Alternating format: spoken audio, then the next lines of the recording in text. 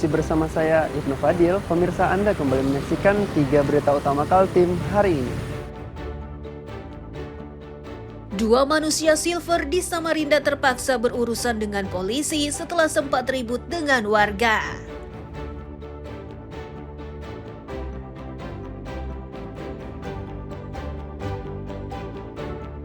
Diterjang angin puting beliung, atap bangunan kampus Politeknik Kaltara di Tarakan runtuh.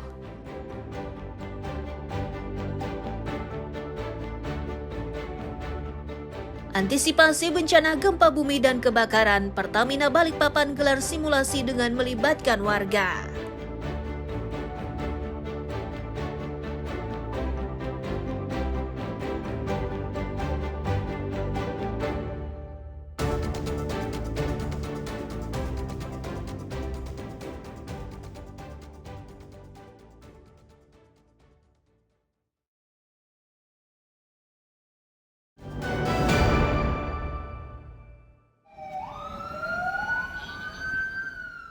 Asap yang keluar dari bangunan lantai 3 di salah satu apartemen di Balikpapan ini terjadi akibat kebakaran dari salah satu lantai di bangunan tersebut.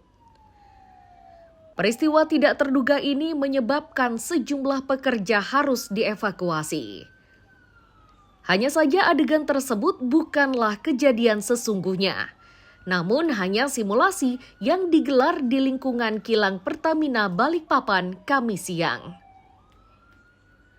Warga yang terlibat simulasi mengaku sangat senang dilibatkan dalam simulasi. Mereka pun menilai simulasi ini mirip dengan kejadian sesungguhnya. Bahkan mereka pun mengaku sempat diliputi kepanikan terutama saat sirine dibunyikan.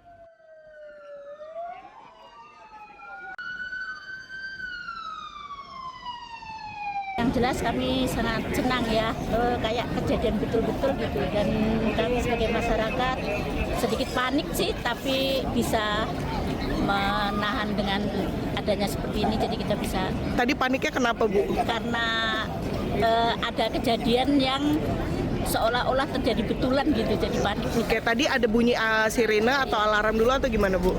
Jadi bisa dulu, membuat panik itu. Bunyi sirine dan akhirnya kita jadi panik. Langsung lari ya, Bu ya? Lari. Oke. General Manager Pertamina RU5 Balikpapan menyatakan, simulasi ini digelar untuk kesiapsiagaannya menghadapi berbagai situasi yang terjadi. Pada simulasi kali ini, musibah diawali gempa berkekuatan 6,5 skala Richter. Dilanjutkan kebakaran dan evakuasi pekerja, terutama yang tinggal di gedung bertingkat.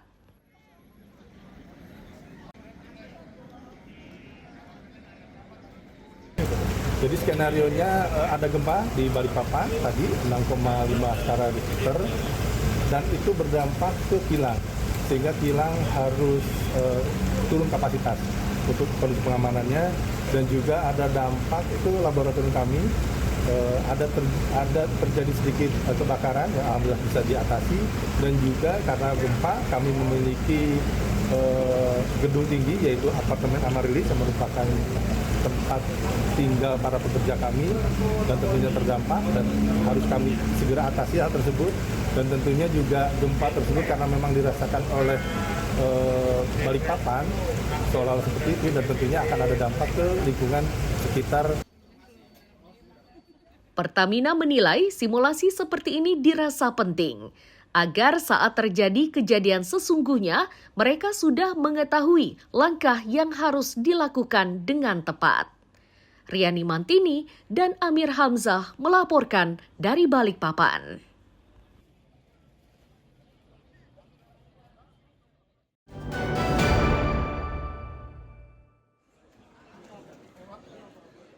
Menteri Sosial atau Mensos Saifullah Yusuf mengunjungi sekolah rakyat di Gedung Balai Penjaminan Mutu Pendidikan atau BPMP Kaltim di Jalan Cipto Mangunkusumo, Kota Samarinda. Mensos menggelar dialog bersama para siswa dan juga orang tua. Menteri Saifullah Yusuf menyebut untuk meningkatkan kesejahteraan rakyat perlunya upaya terukur. Salah satunya adalah melalui program pemerintah yakni Sekolah Rakyat Terintegrasi. Langkah ini dilakukan karena masih banyak anak di Indonesia yang tidak sekolah meski usianya telah menginjak pendidikan. Alasan paling mendasar yang banyak terdengar adalah keterbatasan biaya. Ya, cita-citamu apa, Nak? Karena masih banyak anak-anak usia sekolah ya, seluruh Indonesia ini yang tidak sekolah. Dia usianya sekolah, tapi tidak sekolah, belum sekolah, putus sekolah, atau berpotensi putus sekolah. Setiap tahun ada saja anak yang lulus SD tetapi tidak melanjutkan ke tingkat SMP atau ke tingkat yang lebih tinggi yaitu SMA.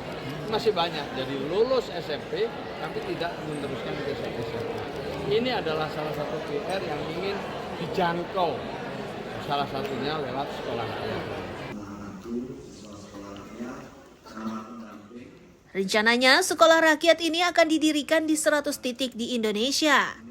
Di Kaltim sendiri kini sudah terdapat 2 sekolah rakyat milik pemerintah provinsi dan 1 sekolah milik Pemkot Samarinda. Iswanto dan Amir Hamzah melaporkan dari Samarinda.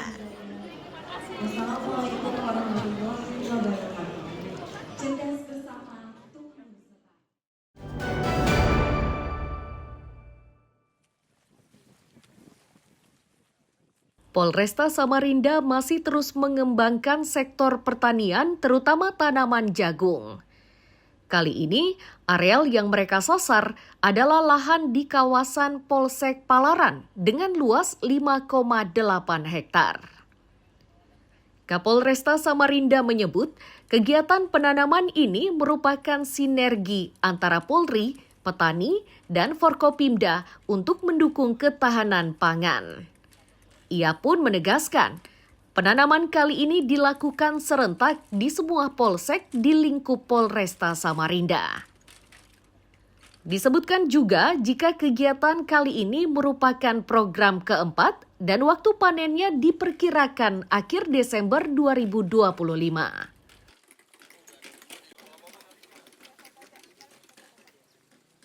Penanaman jagung yang kuartal keempat untuk periode nanti Oktober, November, Desember. Mudah-mudahan nanti di akhir bulan Desember nanti kita panen. Jadi ini dilaksanakan serentak di seluruh wilayah kecamatan di Polresta Samarinda. Kita laksanakan, total yang kita tanami itu ada sekitar 5,8 hektar lahan yang ditanami jagung. Kemudian itu tersebar di 7 kecamatan, di 7 polsek yang ada. Dan nanti insya Allah nanti di akhir Desember nanti akan kita panen. Ya, minimal kita mengadakan pendampingan ya dengan petani yang ada. Kemudian tim dari penyuluhan kita yang berlokasi di daerah Palaran, BPP Palaran itu memfokuskan semua di sini. Bagaimana supaya sampai dengan berhasil. Ya. Tokoh masyarakat mana ya? Bagaimana potensi jagung di Kalimantan Timur dalam menopang ketahanan pangan nasional ini, Pak? Ya. Di Samarinda ini? Kalau di Samarinda sih alhamdulillah. Sesuai dengan paparan Mbak Kapolda tadi, untuk Kalimantan Timur se-Indonesia urutan ketiga. Untuk wilayah Samarinda, total lahan yang akan ditanami jagung luasnya mencapai 19,8 hektar. Dari jumlah tersebut, sudah 13,3 hektar yang telah ditanami. Sisanya ditargetkan selesai akhir Oktober 2025. Iswanto dan Amir Hamzah melaporkan dari Samarinda.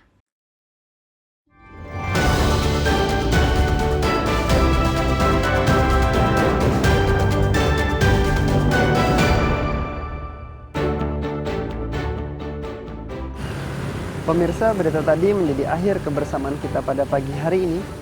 Saya Ibnu Fadil dan tim redaksi pamit undur diri. Selamat pagi, salam sejahtera, dan sampai jumpa.